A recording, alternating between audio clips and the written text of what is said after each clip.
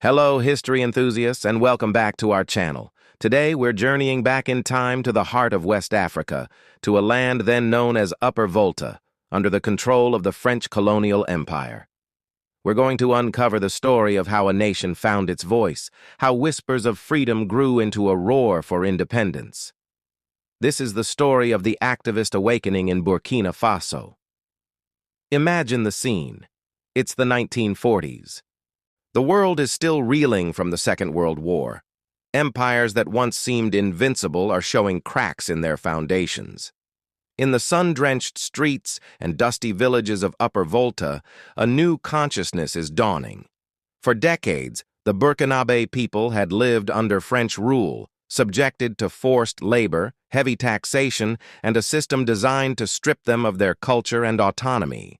But the winds of change were beginning to blow across the globe, and they were about to reach the Sahel. The catalyst for this change came from an unexpected source: the colonizers themselves. In the aftermath of World War II, France, looking to redefine its relationship with its colonies, introduced a series of reforms. The French Constitution of 1946 was a pivotal moment. While it stopped short of granting full independence, it did something crucial. It allowed Africans in the colonies to form political parties for the first time. It was a calculated move by the French, hoping to manage the growing discontent. But what they intended as a pressure valve, the people of Upper Volta saw as an open door. This legal opening was all the spark that was needed. Resentment, which had been simmering for years over the injustices of the colonial system, finally had a legitimate outlet. It was in this fertile ground of hope and frustration that the seeds of political activism were sown. And in 1947, a powerful new organization emerged from the heart of the capital, Ouagadougou. It was called the Voltaic Democratic Union, or UDV. The UDV wasn't just a small group of dissenters. It quickly became the dominant political force in the territory. What made it so effective? It was a broad coalition. The UDV brought together different segments of society that had previously been divided. It united the traditional Mossi elites, who held deep influence over the largest ethnic group, with a new generation of French-educated intellectuals who understood the language and legal systems of the colonizers. It also galvanized urban workers and rural farmers, who were on the front lines of colonial exploitation. This powerful alliance was further strengthened by its affiliation with a larger Pan-African movement. The UDV was a territorial section of the African Democratic Rally, the RDA, a network of anti-colonial parties stretching across French West Africa. This connection meant they weren't fighting alone.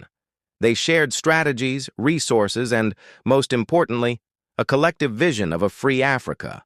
The fight for Upper Volta's independence was part of a much larger continental struggle. Leading this charge were figures who would become legends in the nation's history. Men like Ouetsin Coulibaly and Gerard Kango Ouedraogo. These weren't just politicians, they were organizers, strategists, and symbols of a new future.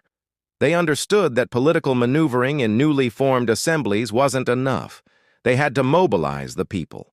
They organized strikes that crippled the colonial economy and petitions that flooded the desks of French administrators.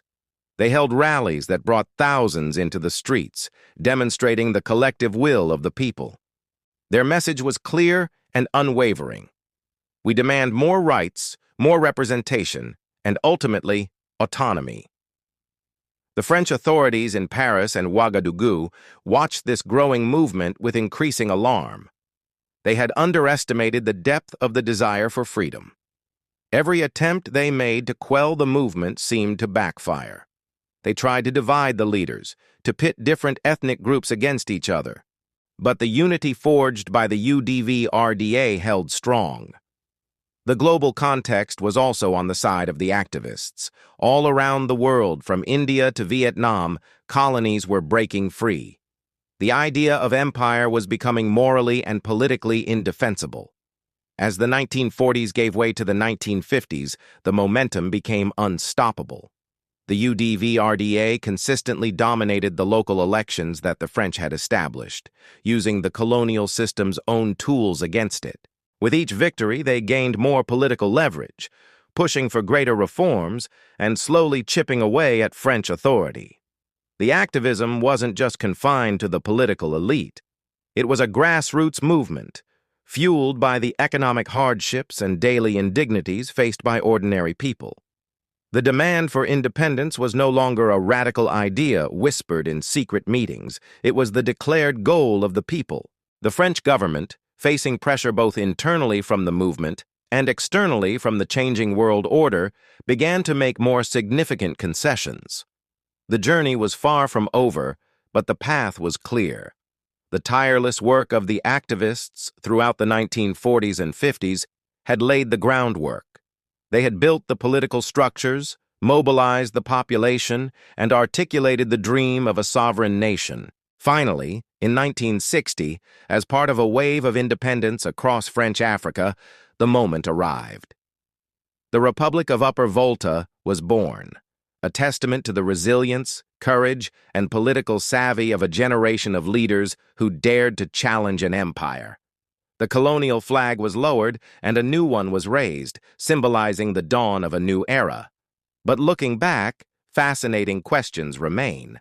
Were the French reforms of 1946 an unintentional gift that armed the very movement that would dismantle their empire? Or were there other, more hidden forces at play? Were there secret alliances, perhaps with other international powers, that helped accelerate the push for independence?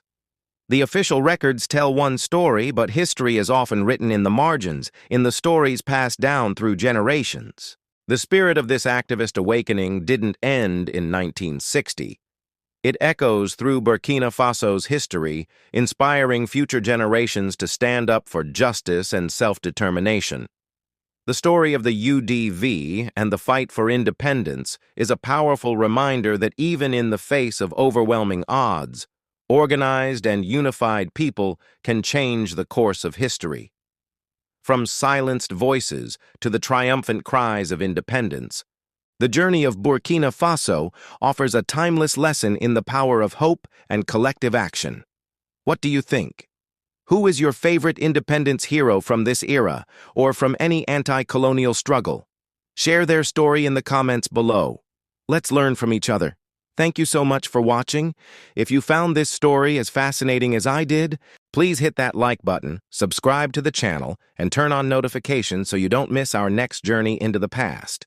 See you next time.